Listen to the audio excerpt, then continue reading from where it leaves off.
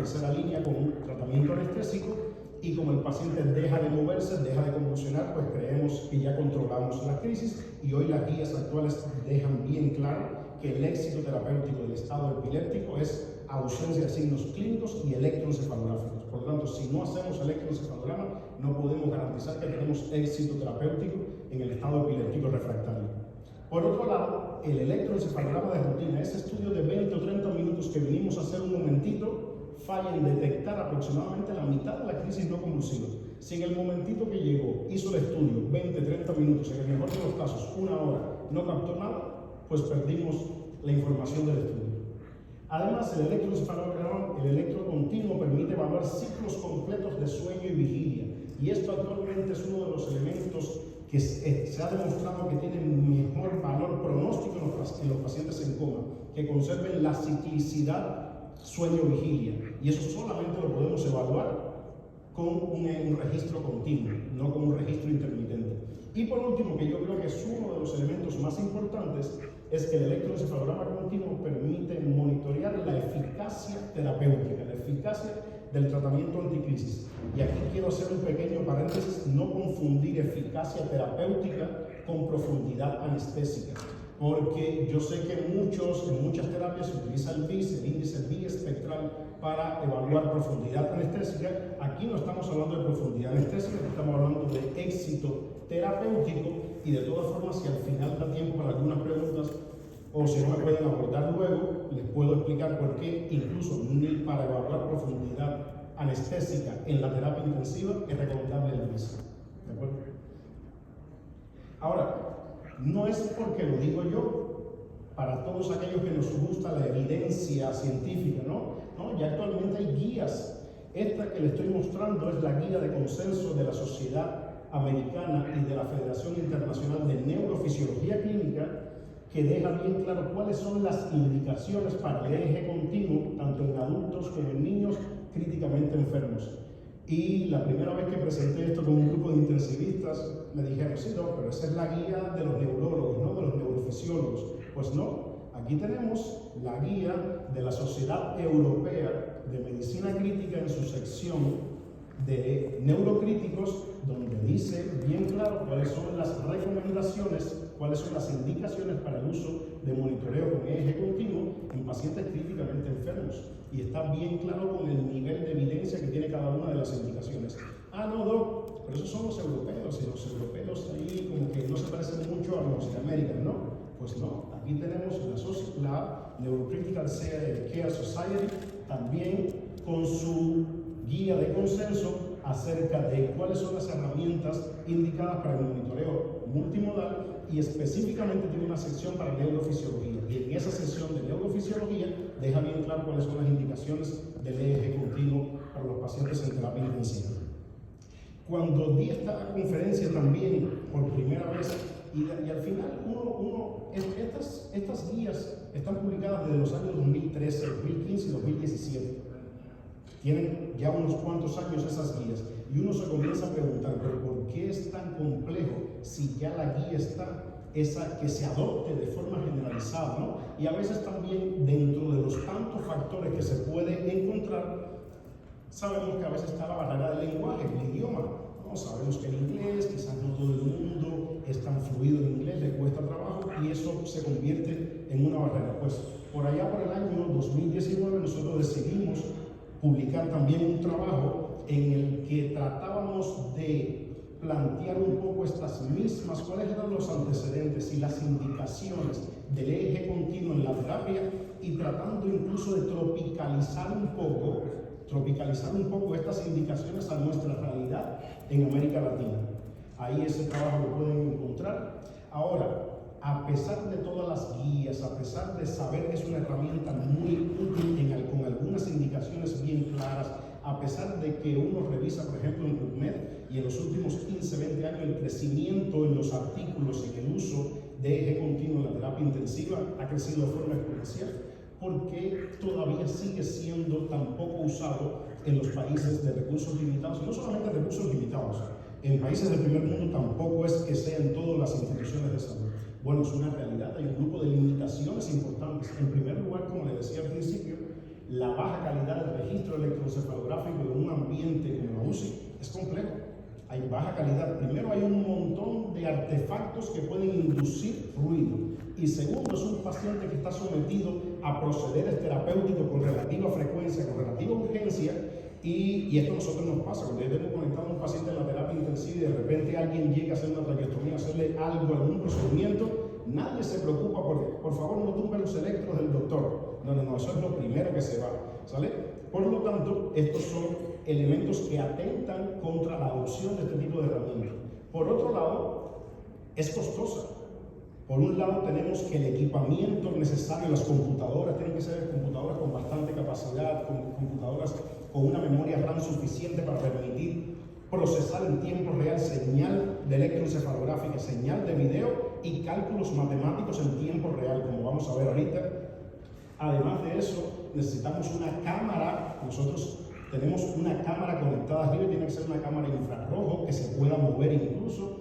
Y la recomendación actual de la Federación Internacional de Neurofisiología es que debería tener un sistema de conectividad que nos permita acceder de forma remota, porque el paciente a las 3 de la mañana en la terapia intensiva, que la enfermera lo vio haciendo un pequeño twitch facial, a esa hora, ¿qué neurofisiólogo o qué epileptólogo está disponible para revisar el electro? Pues uno tiene que tener la posibilidad de conectarse de forma remota. Y para tener una calidad continua en ese acceso remoto, necesitamos una conexión alámbrica, no puede ser conexión por Wi-Fi, ¿sale? Nosotros en nuestro hospital tenemos conexión alámbrica. Y por último, otro de los elementos importantes es que hay una baja disponibilidad de personal entrenado para hacer esto. Tanto técnicos que puedan ir a montar un paciente en la terapia intensiva es un reto bastante diferente a ahorita cualquiera de ustedes sentarlo, ponerle 21 electrodos y hacer un registro de rutina. Y por otro lado, neurofisiólogos entrenados en los patrones específicos de la terapia intensiva. Cuando yo me formé como neurofisiólogo hace un poquito más de 10 años, todavía se siguen formando los neurofisiólogos actuales en el resto de América Latina, siguen limitándose al EEG en muerte cerebral para descartar muerte cerebral en la terapia, siguen formándose con algunos patrones de ondas trifásicas típicos en las encefalopatías metabólicas y nada más alejado de lo que más frecuente se ve en un paciente en la terapia intensiva. ¿Sale? Ahora, a pesar de todas estas limitaciones, tengo el orgullo de decirles hoy y les puedo dar fe que muchas de esas limitaciones se pueden solventar. Y aproximadamente en el 2019 también, esta es la segunda parte de ese primer trabajo que les mostré, nosotros tratamos de presentar no solamente estas limitaciones, sino también fuimos un poquito más arriesgados de proponer algunas soluciones que creíamos que podían ser utilizadas, tropicalizadas en América Latina. Y hoy les puedo dar fe de que muchas de esas soluciones que estamos planteando ahí, hoy las aplicamos, las implementamos, y no solamente yo, algunos colegas también en sus instituciones. Por lo tanto, a estas alturas, decir que no se puede por alguna de las limitaciones anteriores, la realidad es que sí. Hay que buscar la forma de solventarlo, pero sí se puede. Ahora, antes de presentarle esta diapositiva, que para mí es la más importante, y yo creo que con eso me iría satisfecho de aquí si me voy con que ese mensaje se les quede tatuado ahí en la corteza visual, y es que me he buscado muchas enemistades, a veces he levantado roncha entre la comunidad de neurólogos y de neurofisiólogos, porque soy un convencido de que la única forma de implementar el servicio de eje continuo en la terapia intensiva es si ustedes los intensivistas deciden hacerlo. Si seguimos esperando por nosotros los neurólogos, nunca vamos a tener esta herramienta en la terapia intensiva. Y les voy a poner los dos panoramas. El panorama de las instituciones públicas. En el panorama de las instituciones públicas, las instituciones que tienen el privilegio de contar con un laboratorio de neurofisiología, si algún intensivista le ha pedido en algún momento al neurofisiólogo que lo ayude con un electro o un paciente crítico, no me dejarán mentir de que muchas veces le digo, no, si quieres me lo traes aquí al laboratorio, no, si quieres me lo suba, ahí voy a llevar un paciente entubado y todo eso, y arriba al laboratorio de neurofisiología. Y si le dicen, no, tráeme, bueno, la realidad es que no siempre los equipos son portátiles, hoy ya la mayor parte de los equipos son portátiles, Simplemente el neurofisiólogo sabe que el electro en la terapia intensiva es muy diferente al electro de rutina. El electro de rutina yo me siento tranquilito en un registro de 20 o 30 minutos, en 5 o 10 minutos lo interpreto, hago mi reporte y lo mando. En la terapia intensiva el domingo a las 3 de la mañana me están llamando porque el paciente tiene una desviación de la mirada o el paciente está temblando, ¿vale? O montamos el paciente 24 horas y el intensivista puso tratamiento y quiere que le diga si el patrón de brote de supresión ya está presente, si está en estado no convulsivo. Es decir, el neurofisiólogo sabe que es un trabajo considerable, por eso no les gusta. Yo conozco neurofisiólogos en muchas instituciones del país que te dicen, a mí por el mismo salario no me voy a ir a meter en la terapia intensiva, ¿vale? Esa es la realidad de las instituciones públicas. Ahora vamos a las privadas. En las privadas probablemente se tenga un poquito más de disponibilidad, probablemente se encuentren algunos neurofisiólogos que sí quieren hacerle el monitoreo en la terapia intensiva, pero ese es el problema, que seguro que le van a querer cobrar 20, 30 mil pesos para hacer el monitoreo de 24 horas, ¿no? Y sabemos que eso no se puede asumir en una institución privada donde ya de por sí el día en terapia intensiva es bastante caro. Esa es la razón por la cual yo creo que la solución para poder implementar esta herramienta no está en nosotros los neurólogos, está en los intensivistas. Perdón, es complejo, nosotros a veces no sabemos si el electrodo va a la derecha o a la izquierda. Esto es un problema de capacitación. Esto es un problema de capacitación y lo pueden lograr. Y yo que sigo tanto a los intensivistas y trabajo tanto, hace algunos años no todos los intensivistas hacían Doppler transcranial. Hoy, de forma bastante frecuente, vemos a los intensivistas y con su equipito que llegan a la terapia a hacer el Doppler. Incluso puedo arriesgarme más en decir que estoy seguro de que confían más en el Doppler que hacen ustedes que el que puede hacer cualquier radiólogo.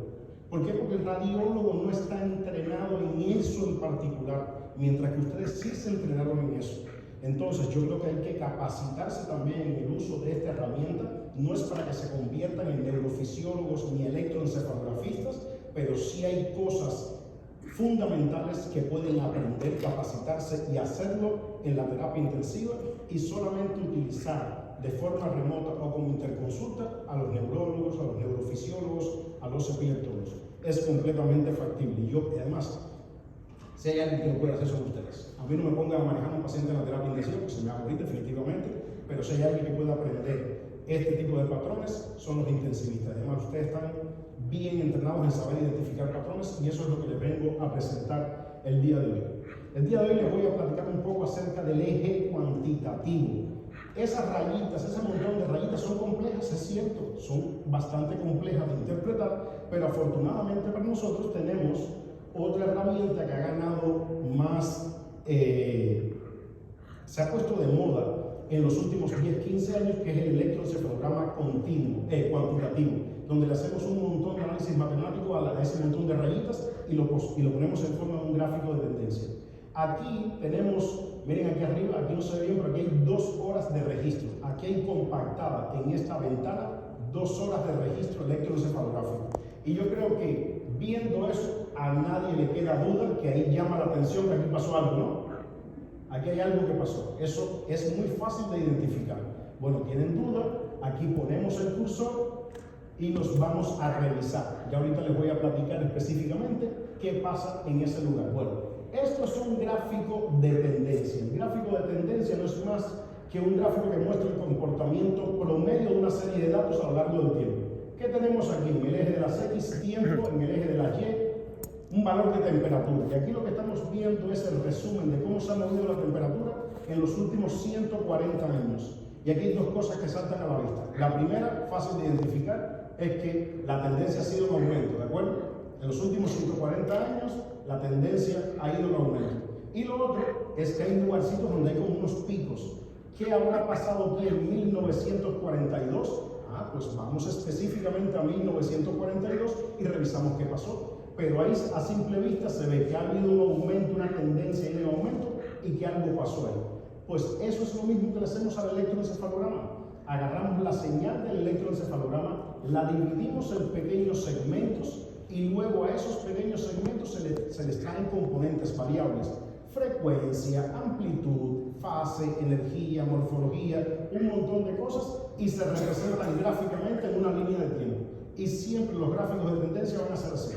En el eje de las X tenemos tiempo, y en el eje de las Y ponemos la variable en particular que estamos analizando. Y aquí les vuelvo a presentar esto. Cada uno de estos paneles, cada uno de estos elementos es un gráfico de tendencia.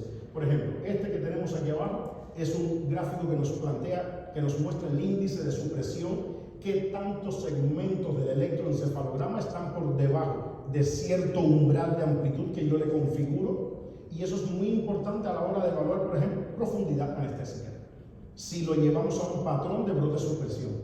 Esto otro que tenemos aquí es un gráfico que se llama electroencefalograma integrado en amplitud. Esto que tenemos aquí son espectrogramas, donde tenemos tiempo, aquí es frecuencia y en el código de color energía. Por lo tanto, nos dice dónde hay más energía, en qué banda de frecuencia a lo largo del tiempo. Y es un problema de identificar patrones. Esto es hemisferio izquierdo, esto es hemisferio derecho. Y esto es otro gráfico de tendencia similar al espectrograma, nada más que lo que analiza es ritmicidad. Y aquí vemos que alrededor de las 2 de la tarde, miren aquí, tenemos 14 horas, a las 2 de la tarde, algo pasó ahí. Ponemos el cursor y efectivamente tenemos al paciente con una crisis. Esto es una ventana secuencial. Aquí vemos que es una crisis en el hemisferio derecho, la actividad rítmica, que sigue evolucionando. Aquí evoluciona y aquí termina la crisis. Durante esa crisis el paciente no hizo absolutamente nada. Ninguna manifestación clínica. Ya después nos pusimos a revisar el video y efectivamente tiene una ligera deposición distónica de la mano izquierda. Pero la realidad es que ese tipo de crisis se considera una crisis no convulsiva. Aun cuando tenga manifestación, si la manifestación es sutil, es crisis epiléptica no convulsiva. Pues fíjense que eso lo vimos solamente en el electroencefalograma cuantitativo, en los gráficos de tendencia. Fue muy fácil de identificar. Si a lo mejor están viendo esto de forma continua en la pantalla, eso le puede pasar desapercibido, pero lo otro salta bastante a la vista. Si alguien cree que esto es complejo, que no se puede aprender, pues déjenme les muestro en 2 o 3 diapositivas y los convenzo de que esto es muy fácil de aprender, incluso para personal no médico. Aquí les muestro un primer trabajo que, si pueden observar aquí, esto es del 2015, donde evaluaron la exactitud diagnóstica para la detección de crisis electroencefalográficas en adultos de la terapia intensiva y compararon neurofisiólogos con no neurofisiólogos. Y ustedes saben, esto fue no neurofisiólogos, fueron intensivistas, residentes de terapia intensiva, enfermeros de la terapia intensiva y técnicos en electroencefalografía. ¿Ustedes saben cuál fue el entrenamiento que le dieron? Una presentación en PowerPoint de 15 minutos. Le pusieron una presentación, así como estamos ahorita, 15 minutos, y les presenté los principales patrones que se ven en los gráficos de tendencia. Y después les pusieron 27 registros de pacientes de la terapia intensiva y los pusieron a detectar. Y miren lo que tenemos aquí. No hubo diferencia significativa en la sensibilidad entre los 3 grupos, ni entre neurofisiólogos, tecnólogos y enfermeros. Por lo tanto, desde aquí ya se planteaba que el eje cuantitativo era una herramienta prometedora para la detección entre no neurofisiólogos. Aquí les presento otro trabajo, esto es del año 2018, donde ya quisieron ir un poquito más allá. Ya no vamos a darle una presentación de 15 minutos nada más, vamos a darle un entrenamiento 1 a 1 durante 2 horas, ahora sí explicándole bien, pero nada más que le pusieron 2 gráficos de tendencia, eje integrado en amplitud y espectrograma, y compararon nuevamente diferentes neurofisiólogos contra no neurofisiólogos. ¿Y qué tenemos? Después de un entrenamiento estandarizado, Critical Care Providers fueron capaces de identificar las crisis sin mucha diferencia con respecto, comparado con los neurofisiólogos.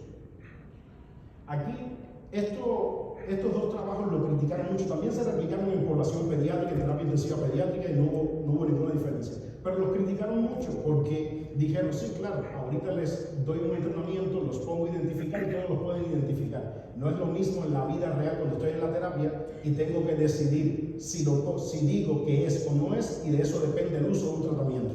Pues aquí otro grupo decidió hacer un ensayo real. En caso con casos clínicos reales, un estudio prospectivo donde entrenaron a unas enfermeras y las pusieron a detectar patrones en tiempo real. Y los neurofisiólogos estaban revisando. Y aquí lo que concluyeron en este trabajo es que después de un entrenamiento personalizado, las enfermeras de la terapia demostraron una muy buena sensibilidad para interpretar los patrones del EEG cuantitativo. ¿Vale? Y por último, aquí este otro trabajo trató de encontrar cuáles son las estructuras que debe tener ese entrenamiento para poder capacitar correctamente al personal de la terapia intensiva, médico y no médico, para lograr una buena tasa de detección.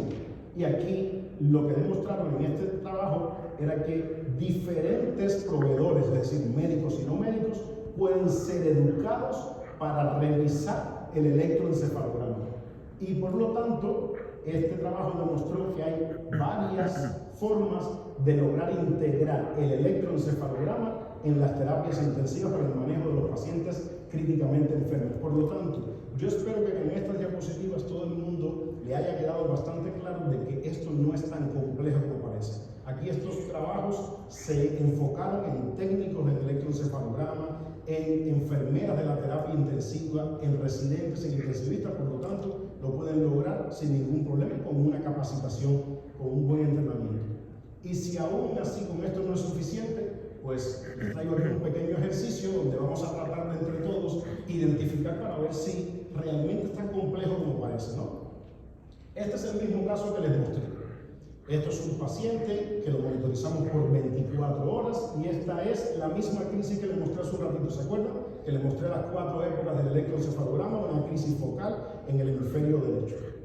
Bueno, miren cómo están los patrones. Aquí en el electroencefalograma integrado por amplitud, aquí lo que observamos es una elevación brusca, esto se llama margen inferior, y de repente el margen inferior se eleva bruscamente, y luego sigue.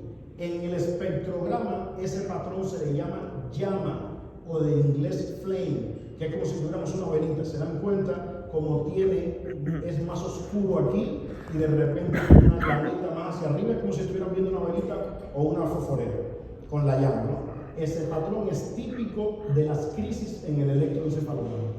Y en el ritmograma, pues se ve de forma general así más oscuro abajo y más claro hacia arriba. ¿Todo el mundo ya vio cómo luce ese patrón? Ok. Vamos a ver. Esto es 2 horas después. Aquí tenemos 2 horas más en el registro. ¿Nos arriesgamos a decir dónde hay otra crisis ahí? Clarísimo. Aquí está la crisis en el EEG integrado en amplitud, una elevación brusca del margen inferior y los flames tanto del lado izquierdo como del lado derecho. Por lo tanto, ahí el paciente tuvo otra crisis. Esto fue alrededor de las 7 de la noche. 2 horas más. ¿Hay crisis en esa época? Exactamente. Hay una crisis aquí y hay otra crisis aquí. Esto fue a las 5 de la mañana y esto fue a las 5:30 de la mañana. ¿Aquí hay más crisis? Créanme que después de ver estas 3 diapositivas, ya todos los que están aquí son capaces de identificar estos patrones más rápido que colegas neurofisiólogos, amigos míos. ¿Sale? Entonces, aquí está una crisis aproximadamente a las 7:30 de la mañana y otra crisis aquí a las 8 de la mañana. Ninguna de esas crisis tuvo un correlato clínicamente evidente. Por lo tanto, si no estuviéramos monitorizando al paciente, todas esas crisis hubieran pasado completamente desapercibidas. ¿De acuerdo? Ahora, esto que les estoy mostrando aquí, todavía hay algunos como que no les queda muy claro. No, la verdad es que sí, porque me están diciendo usted que está ahí, ¿no? Bueno, aquí les pongo, aquí tenemos ahora las 24 horas de registro. Aquí yo compacté 24 horas de registro. Y en estas 24 horas de registro, ya no solamente, aquí no se ven muy bien los patrones porque se compactó demasiado el estudio, pero ya hay procesamiento cuantitativo que tiene la famosa inteligencia artificial que está de moda ahorita, con algoritmos basados en aprendizaje profundo, en Deep Learning, y ya tiene, mira aquí que dice Seizure Probability and Seizure Detection. Ya tiene un gráfico de tendencia para detectar la crisis. Esas fueron todas las crisis que ustedes detectaron. Por lo tanto, si aún así todavía tengo dudas, ya hay programas que tienen algoritmos automáticos de detección de crisis basados en inteligencia artificial. Claro, tienen tasas de falso positivo definitivamente, pero miren aquí, incluso ya hay programas que te permiten configurar una alarma visual para cuando hay un patrón tal, parpadee un botón en la pantalla y por si alguien no estaba mirando la pantalla, pues ya tiene la alarma y ahora voy a revisar la pantalla. Y si tengo duda, pues pongo el cursor aquí, me voy al registro crudo, le tomo una foto y se lo mando al doctor Alió y que el doctor Alió nos diga si eso no es, si tenemos dudas. ¿Vale? O se lo mandan al neurofisiólogo o al neurólogo que conozcan. ¿De acuerdo? Entonces, yo creo que con esto he tratado de convencerlos un poco de que esta herramienta se puede implementar en las terapias intensivas solamente si ustedes deciden incorporarla y con un buen entrenamiento, una buena capacitación, yo creo que lo pueden lograr. Yo creo que en este congreso en particular ha sido un buen inicio, por eso me siento bastante emocionado, porque no solamente estoy teniendo la posibilidad de tener esta conferencia, sino el sábado tuve la posibilidad de impartir un curso precongreso que me hubiera gustado que hubieran asistido un poco más de intensivistas, pero hubo varios que participaron en el curso precongreso donde explicamos un poquito más a detalle estos elementos. Y para todos aquellos que se convencieron y están deseosos de en algún momento poder implementar esto, pues les dejo este artículo reciente de este año del grupo de la doctora Margita Sick en Ginebra, en Suiza, donde dentro de la terapia intensiva creó una unidad para el monitoreo electroencefalográfico, es decir, preparó una habitación dentro de la terapia intensiva donde al menos para el manejo de los pacientes en estado epiléptico van directo para esa habitación de la terapia intensiva y esa habitación en particular está preparada para realizar un monitoreo. Y aquí los hallazgos de este estudio es que con la creación de una unidad de monitoreo con electroencefalograma dentro de la terapia intensiva se reduce la duración del estado epiléptico y por lo tanto eso tiene un mejor pronóstico para los pacientes. Y con eso termino mi presentación. Muchas gracias.